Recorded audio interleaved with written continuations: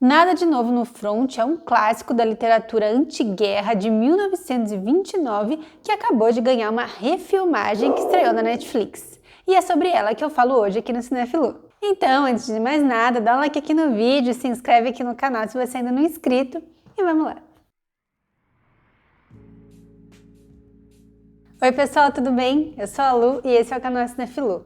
Nada de Novo no Front é um filme de 2022 dirigido pelo Edward Berger. Como eu já disse, ele é baseado num clássico de literatura de 1929 escrito pelo Erich Maria Remarque, que na época inclusive foi perseguido por alguns oficiais ali do governo nazista pelo conteúdo do seu livro que era considerado antipatriótico.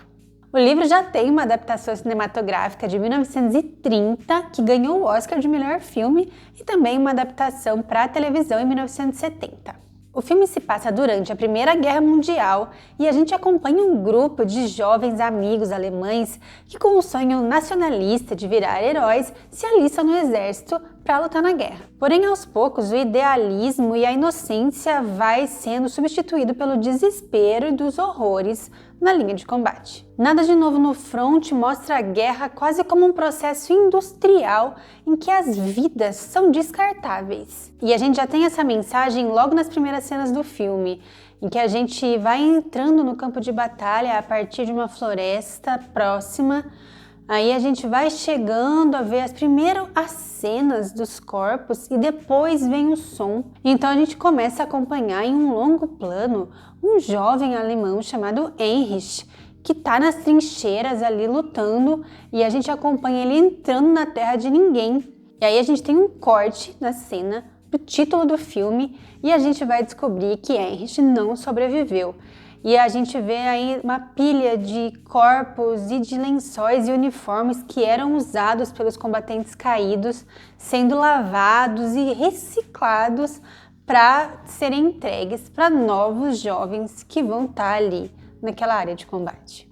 E o uniforme que era do Heinrich vai ser entregue para o Paul, um daqueles amigos daquele grupo que a gente vai acompanhar como os protagonistas, que parecem ter uma idade semelhante à do Heinrich e que estão super animados para entrar na guerra e serviço à pátria, depois de ouvir discursos nacionalistas ali dentro da sua cidade. Mas a própria montagem daquela sequência anterior que eu narrei com essa cena já nos denota que o destino que os espera não é um destino heróico ou alegre. E ao mesmo tempo que a gente acompanha esse grupo de amigos indo para o fronte ocidental, ali perto da fronteira com a França, e o confronto entre esses ideais idílicos dele com a realidade brutal do campo de batalha, paralelamente, um tempo depois, a gente começa a acompanhar alguns oficiais do governo alemão percebendo que aquela guerra já está praticamente perdida e começando uma negociação de cessar-fogo com representantes dos franceses. O filme ele tem uma clara mensagem anti-guerra e ele não nos poupa de ver as condições precárias que os combatentes vivem. Isso desde fome até a massiva perda de vidas. E o filme, além de utilizar de cenas de montes massivos de corpos, ele também utiliza algumas cenas específicas em que a gente acompanha a perda de vida de algum ser humano de perto. A gente vê aquilo de perto acontecendo com os personagens também, parece que nos dá uma dimensão mais humana, nos lembra que aquilo lá não são simplesmente corpos, carnes ou números, são pessoas que estão passando por tudo aquilo. E essas cenas são bastante dolorosas. E esse sentimento de pesar, ele é reforçado pela trilha sonora que é sóbria e pontual e pelo ritmo do filme que é lento. E também pelo trabalho de fotografia, que apesar de, em alguns momentos, ter me lembrado de 1917, o filme do Sam Mendes, que também é sobre a Primeira Guerra Mundial e foi indicado ao Oscar, ficou bastante famoso, né?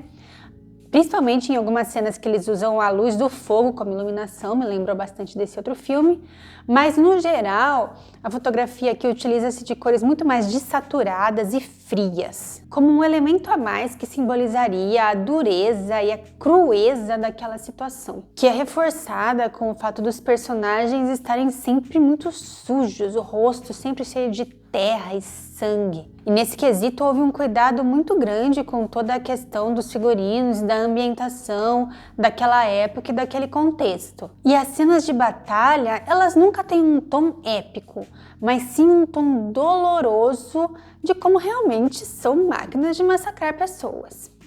E tem uma cena em especial que foi para mim muito interessante, que é a primeira vez que a gente vê tanques de guerra ali, e a gente fica com uma sensação de que aqueles tanques parecem algo futurista ou algo vindo de outro mundo, que deve ser uma sensação parecida que aqueles combatentes daquela época estavam tendo, porque era a primeira vez que eram utilizados esses instrumentos bélicos, pelo menos de um jeito tão massivo, né?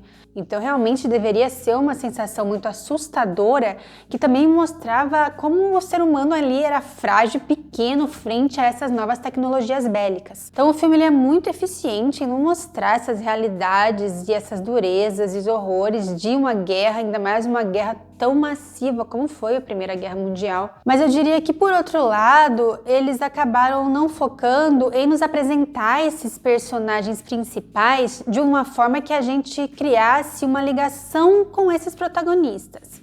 Obviamente que a gente sofre todas as perdas e sente solidariedade por tudo que eles estão passando ali, mas a gente não chega a se identificar, a conhecer sua vida pregressa, a realmente torcer por eles enquanto personagens em si. A gente não gosta de vê-los sofrer como seres humanos naquela situação muito crua que o filme passa de uma forma muito real e eficiente. Mas nas 2 horas e meia de duração do filme, a gente não consegue aprofundar tanto a ligação com o protagonista, com Paul e seus amigos. E não me levem a mal nesse comentário, é óbvio que a gente percebe a perda de inocência deles, como a guerra utiliza da ideologia para massacrar pessoas mesmo, para levar pessoas para situações que elas não imaginavam. Mas o filme ele é feito de uma forma que a gente sentiria isso por qualquer personagem que estivesse ali, não pelos protagonistas em si também. E talvez é uma abordagem escolhida, né? Afinal,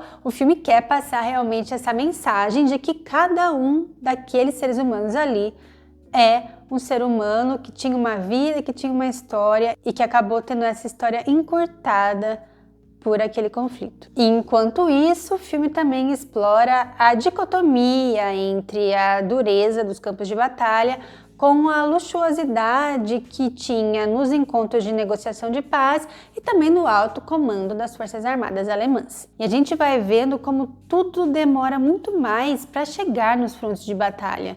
Enquanto já está tendo uma ebulição social nas cidades, na Alemanha, as negociações de paz já estão ocorrendo, ali no campo os soldados ainda sofrem. E o filme nos apresenta essa posição difícil dos representantes do governo alemão entre acabar com uma guerra que estava fazendo seus cidadãos perderem suas vidas com um acordo que tinha condições claramente desfavoráveis para a Alemanha, e também a indignação de certos altos comandantes alemães que tinham no seu passado, no passado de sua família, glórias em batalha, né, batalhas em que eles venceram.